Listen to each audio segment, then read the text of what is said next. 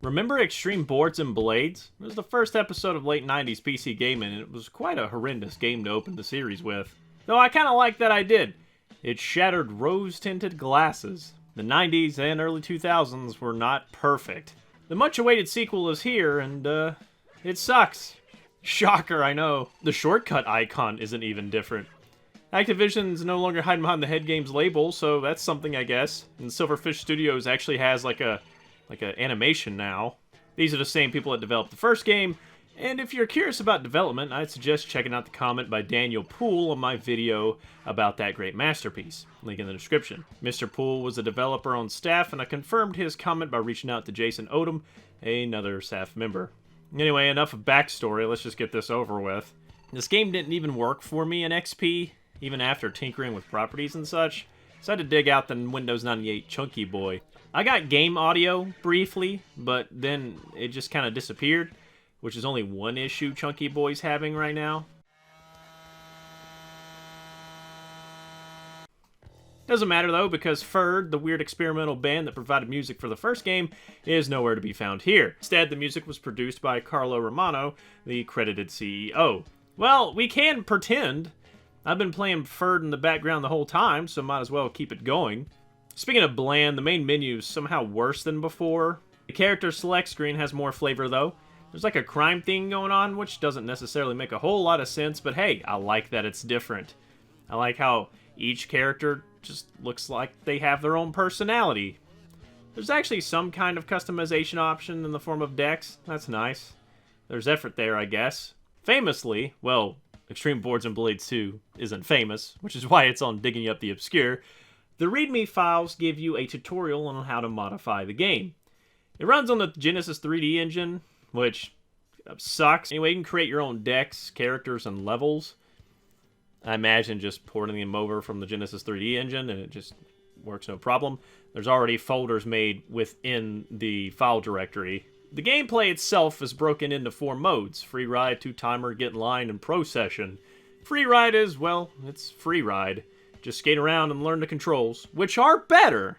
Grinding is actually possible, turning and landing a trick is easier, but this camera, oh god, this camera. You go up a ramp, then it like snaps to an overhead view, and when you land, it snaps back. It's terrible. Also, it never looks like I land on my board, but I did. I swear, it looks like I'm falling on my back. It's like the game has to process whether or not you actually landed, and there's like some lag. It's really hard to explain. Maybe you can tell by looking at this, but you know, it's much easier to understand when you actually play it yourself. This game is abandonware, and it is rather obscure, so you might have a hard time tracking this down. Not that you should really want to. So just take my comment about experiencing it yourself as more of a just colorful metaphor about how weird it feels and how hard it is to explain. 2-timer is a 2-player competition mode. Get in line is how you unlock more decks, but it requires actually pulling off tricks accurately, and while the controls are better, it's still not really intuitive. Then there's the pro session. This is how you unlock more levels. Surprisingly, there's some more complexity to it than in the first game. Not only do you need to meet a certain score before the time runs out, there's also power-ups that either heal you. Yeah, there's health this time. You can actually lose the level if you run out of health. Or they give you more time. It still doesn't make the game any easier or better. Also, I just can't take it anymore. What's with the MS Paint UI?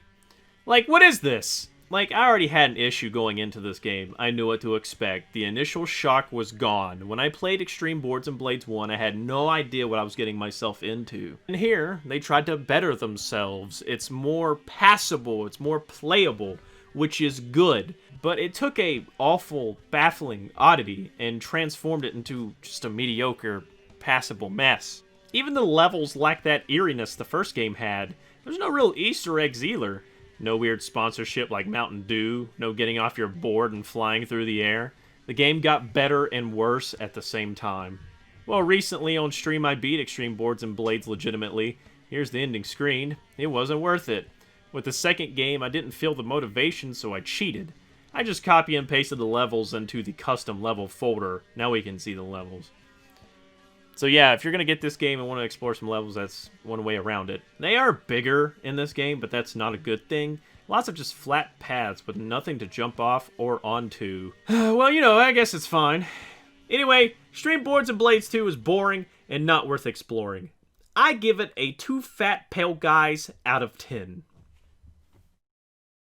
Thank you for watching. I hope you enjoyed the video, and if there's any obscure games that you know about, be sure to let me know about them in the comment section below.